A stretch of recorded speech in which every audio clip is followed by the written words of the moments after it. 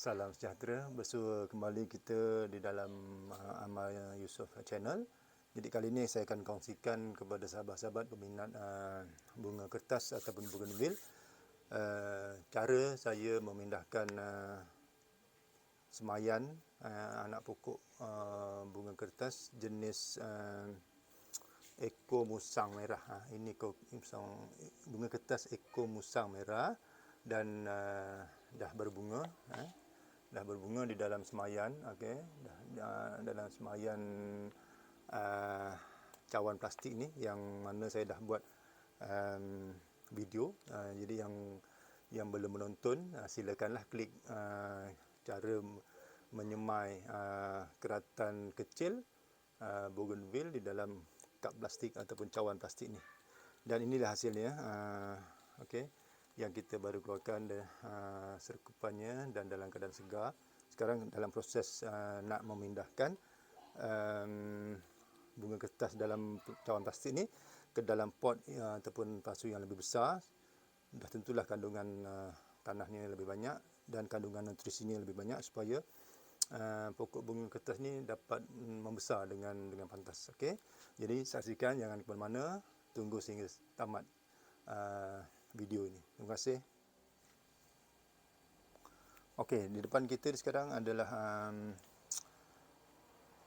anak pokok Eko Musang Merah yang telah mengeluarkan akar dengan banyaknya. Okey. Okey, kalau kita perhatikan di sini, akar ni dah bertukar daripada warna putih. Pada asalnya dia berwarna putih, maksudnya akar muda. Sekarang ni akar ni dah bertukar ke warna-warna coklat. Dan ia dikira agak akar yang matang lah. Dan tadi ada kelihatan dia terkeluar daripada lubang ni. Maksudnya dia masih mencari lagi nutrisi-nutrisi yang baru untuk dibekalkan ke pokok ya, supaya dia boleh membesar lagi. Jadi sampai masanya kita akan pindahkan lah. Okey, akan pindahkan. Jadi tanah dia masih dalam keadaan yang lembap, tidak kering, dan masih tanah topsoil lagi, tanah asal. Saya tidak campur apa-apa kecuali tanah topsoil saja, sebab tanah topsoil ni dia mengandungi nutrisi yang cukup untuk proses pokok ni bertunas. Kalau kita letak baja kompos ke, baja organik ke, baja NPK ke, nanti bila tanah ni terlalu banyak nutrisi baja dia akar tu agak segan nak keluar nanti. Segan. Okey, saya guna istilah segan tu maksudnya susahlah akar-akar baru ni tak perlu kita gunakan baja yang terlalu banyak di dalam tanah. Hanya sekadar tanah topsoil saja. Sebab tanah topsoil tu sendiri dah mempunyai banyak kandungan baja ataupun kandungan nutrisi yang diperlukan untuk percambahan akar. Okey, seterusnya percambahan dahan, bunga, dahan, daun dan seterusnya. Kalau ada rezeki, dia akan terus mengeluarkan bunga pada semayan kita. Okey. Jadi bahan yang kita guna adalah bahan campuran topsoil dan baju kompos yang saya buat sendiri. Baju kompos yang saya buat sendiri, ini dia. Okey. Kalau kita perhati, saya campur juga sabut supaya dia boleh memegang ataupun menjadikan dia poros. Okey. Kalau kita perhati sini ada kulit-kulit telur, nampak di sini ada kulit-kulit telur. Kulit telur ni adalah hasil daripada bahan buangan makanan, bahan dapur, bahan buangan dapur. Okey. Jadi yang kita dah bancuh, yang kita dah gaul dengan topsoil, baju kompos ni kita dah gaul. Okey. Dengan nisbah 1 tanah topsoil dan 1 baju kompos dan sedikit sabut cincang. Okey. Jadi kita teruskan.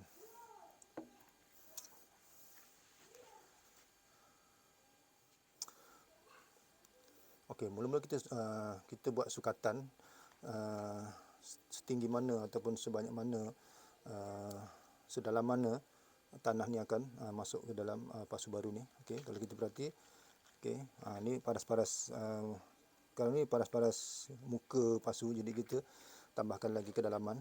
Okey, tambahkan lagi kedalaman lubang pasu ni, lubang tanah dalam pasu ni kita dalam sikit supaya dia masuk ke dalam sikit daripada permukaan pasu ni. Okey. Jadi untuk apa ni, pasu ataupun bekas cawan plastik ni dia mudah saja. Sebabkan tanah dia tidak terlalu kering, jadi kita boleh dan akar ni agak banyak, dia boleh memegang tanah tersebut. Dalam pasu ni dia boleh memegang akar-akar tersebut, boleh memegang tanah. Jadi kita hanya terbalikkan saja begini. Ada tanah yang keluar, okey, tak apa. Dan kita tekan sedikit, tekan sedikit, tekan manja. Jangan paksa dia, sebabnya takut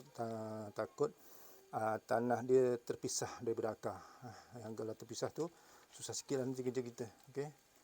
Okey, macam tu. Ya. Masih dalam keadaan elok, dan kita dengan perlahan-lahan terbalikkan dia macam ni. Okey. Masih dalam keadaan elok lagi. Sekarang ni masih dalam keadaan elok. Tanah tidak terpisah daripada akar, dan masa inilah kita dengan perlahan-lahan kita sedia lubang dan kita letakkan dengan perlahan-lahan supaya tanah ni tidak terpisah. Kita letak secara perlahan-lahan. Semasa ni, proses ni tidak boleh dilakukan secara tergesa-gesa, tidak, ataupun orang kata gelojoh. Okey. Apa? Perlahan-lahan dan tidak gelojoh, tidak tergesa-gesa, dan kita sambil kita pegang tanah dan pokok ni, kita boleh letak media di sekeliling ni. Kita letak di sekeliling tu, sambil tu kita padat-padatkan. Sambil tu kita padat-padatkan supaya dia boleh memegang tanah yang tadi, tanah asal tu, supaya dia tidak peroi, tidak pecah daripada ikatan akar tadi. Okey, kita sumbat, kita isikan bahagian kiri dan kanan keliling. Sambil tu kita kita dah isi keliling. Sambil tu kita tekan-tekan supaya dia agak padat, tidak terlalu longgar dan tidak terlalu padat. Sedang-sedang, orang kata sedang-sedang. Kalau kita paksa jadi kita paksa dia padat, takut dia memegang air, dia tidak jadi poros. Tanah yang padat ni tidak bagus sebenarnya. Okey, cukup memadai macam tu saja. Kalau kita perhati, okey, tanah asal tu masih nampak lagi di sini. Kini tanah asal, ini tanah asal masih nampak lagi sini. Okey, tanah asal masih nampak, dan dia agak turun sedikit daripada permukaan pasu ni, dan supaya bila kita siram, air itu tidak melimpah. Dan saya gunakan baja ataupun media yang poros ni supaya dia tidak bertakung. Bunga kertas ni, dia kalau dia air bertakung, terutama sekali musim hujan sekarang ni, kemungkinan daun dia lecur. Okey, langkah terakhir sekali selepas kita tanam dalam pasu ni adalah proses penyiraman lah. Jadi mengapa saya gunakan baja kompos dan topsoil ni, sebab tanah dia poros. Macam mana kita nak buktikan tanah dia poros? Macam mana kita nak buktikan bahawa tanah ni poros? Senang saja, kita gunakan air sebagai bukti tanah ni poros. Kita siram, dan dalam masa yang singkat air itu akan keluar di bawah. Okey, kita siram. Dalam beberapa saat dia, bila kita siram, air siraman tadi akan turun. Okey, nampak. Itu maksudnya, dan air tidak bergenang. Malah dia keluar dengan cepat di bawah. Ini bukti bahawa media tanam yang kita gunakan adalah jenis poros. Jenis poros. Tengok, air menitik keluar dengan cepat. Tidak mengambil masa yang lama. Untuk dia keluar di bahagian bawah yang berlubang. Dan pastikanlah pasu yang kita guna tu jenis yang berlubang. Kalau kita tengok di sini, kita tengok sini banyak lubang. Okey. Alright. Jadi inilah untuk proses permulaan selepas kita pindahkan dalam pot ni. Kita akan letak di tempat yang mendapat sinaran cahaya pagi sebelah pagi dulu, letaklah di tepi-tepi rumah ke, di tepi pos ke, ataupun di mana-mana yang mendapat cahaya sinaran pagi, sehingga pukul 10 ke pukul 11. Lepas tu cahaya petang cuba elakkan, supaya pokok ni